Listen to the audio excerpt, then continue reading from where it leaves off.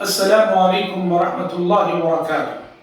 عزیزان گرامی، آپ سب کو یہ اطلاع دیتے ہوئے ہمیں بڑی خوشی اور مسرت کا احساس ہو رہا ہے کہ ماہ نومبر کی 9 اور 10 تاریخ کو دلی کے رام لیلا میدان میں مرکزی جمعیت اہل حدیث ہند کی 35ویں آل انڈیا اہل حدیث کانفرنس کے انعقاد کا فیصلہ کیا گیا ہے۔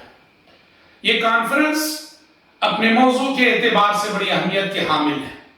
احترام انسانیت اور مذاہب عالم ایک ایسا موضوع ہے جس کی ضرورت ہمارے ملک کو بھی ہے اور ساری دنیا کو بھی۔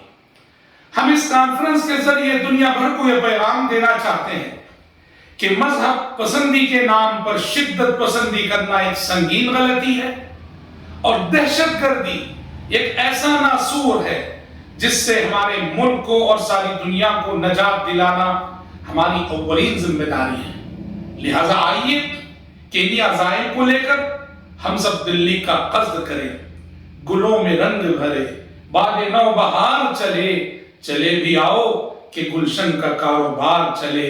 اسی پیغام کے ساتھ ہم آپ سے اجازت چاہتے ہیں۔ والسلام علیکم ورحمۃ اللہ وبرکاتہ۔